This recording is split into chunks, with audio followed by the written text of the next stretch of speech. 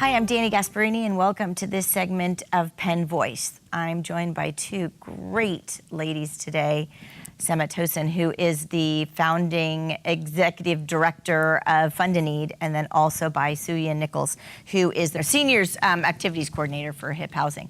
So before we jump into the partnership between Fund a Need and HIP Housing, I want to tell the audience a little bit about Fund a Need and HIP Housing. So Sema, by day, you have a full-time job and are in the mortgage lending business and run a restaurant, own a restaurant. But you founded Fund a Need because you felt there was this gap. Tell us a little bit about the organization. Yeah, about 4 years ago, I started Fund a Need. It's a nonprofit that helps struggling low-income seniors. We provide services, goods, educational, fun little programs that they can enjoy, and we just try to reach out to the seniors in need in our community. So. And you've been at this for, like you said, 4 years now, and there's a long list of programs and things that you've done. We'll get into that by way of talking about HIP Housing, because you do a great amount of work with HIP Housing. So, so you can tell us a little bit about HIP Housing. So HIP Housing is a organization that provides affordable housing solutions for San Mateo County. So they do that through a home sharing program, a self-sufficiency program, and a property management program. So I work under the property management program as the activities coordinator for the seniors. And so how did the two of you find each other, and what have you been doing? Well, I think that you connected with Judy Fong, who is our outreach specialist, and she does all the big events. So through Judy, I got connected with Sema. Right. When I first started Fund a Need, I've done a lot of volunteer work for HIP Housing. Let's just kind of go from there. They're an amazing organization. I can even say that they were kind of one of the reasons that I wanted to start a nonprofit, because I was just inspired by what they do. And Kate and Judy are amazing. They actually helped me to start the nonprofit.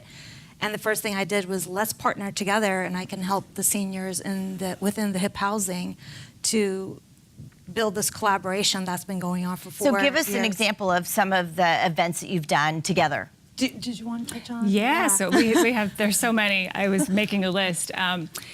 Sema arranged through Fund a Need to have a in-home safety presentation where she had a speaker come and talk about in-home safety, like, you know, having non-slip rugs and other things to help seniors, you know, keep them from falling and having accidents in their home. And she's so generous because for every participant, she gave them a full-sized first aid kit. And I know that the seniors are still using it, because we had a senior who had a little scratch on her arm, and she went into her kit and got her Neosporin and her Band-Aids, and she was so glad to have them. So that's just one. And then also Thanksgiving, there's a lot of seniors who don't have family, don't have family close by, or you know, their friends who live in the senior apartments, they all go off with their families, so they're alone. So Sema creates a Thanksgiving dinner on Thanksgiving Day and at Trapeze Restaurant, and so these seniors who are alone have a chance to have community and a beautiful dinner, and that's super fun. Yeah, she's super generous. And I think we've talked about that, the Thanksgiving dinner, in the past, and so it's great to know that it is the seniors that are involved in HIP Housing programs are there. It's a great collaboration. Now, Sema, I know that you do all sorts of events to raise money so that it would help fund a Need, so that if you did have to purchase items or provide experiences or provide speakers or services, you have the ability to do it. So name a couple of the ways in which you raise money in order to do some of these programs and services. Well, social media is huge. I think I've been able to reach a lot of people through social media, which has been, again, a huge advantage. And having the platform in my jobs, through Trapeze, you know, the restaurant, and also with my new job now with home services lending, I'm always around people, talking to people and agents, and just trying to give them a really raw local nonprofit that they can feel like they've contributed to. I have no overhead. I don't have any employees. It's just all volunteer based. Right. So any money that I do get that's donated goes 100% to the seniors. It could be a need for their room, for blankets, we've done a lot of that, for kitchenware. Right. Even paying somebody's hotel dues for a few days until they find some type of affordable housing. So, I mean, the list goes on, and it's just a lot of, reaching out to a lot of our government officials as well. They've been very supportive, and how do other senior service organizations or seniors find you to either partner or to even look for some resources? I think word of mouth. Word of mouth, again, I would go online and look at some of the local senior centers, affordable housing centers. And we also touch like low income to poor and even some homeless seniors as well. So I like to do it within the community, within like Palo Alto up to even South San Francisco, and having everybody involved, and the volunteers. And at the events, what we do is we actually also have families and kids maybe volunteer their time to bake cookies and cupcakes. So we, it is for seniors, but I like to see it as a very global, interactive charity that just does good things and has fun while doing it too. And HIP Housing really has the same sort of model in the sense that you are a nonprofit and you receive some government grants, some grants from foundations, a lot of donations from private donors, but do a lot of your work through partnership, collaboration, and volunteers. Tell us a little bit about your structure with HIP Housing and how you do the things that you do. Well, I actually, besides the building where my office is, I also have 2 satellite buildings that I do activities for. So I am able to, every month we have a lot of the same activities that the seniors, they like predictability. So we have a monthly dinner through Samaritan House. And then we have a pet therapy dog that comes in. That was through the SPCA. Right. And all great collaborations to deliver all of this service. Yes, it's great. And one of the events that Sema did for us last year was to celebrate Mother and Father's Day.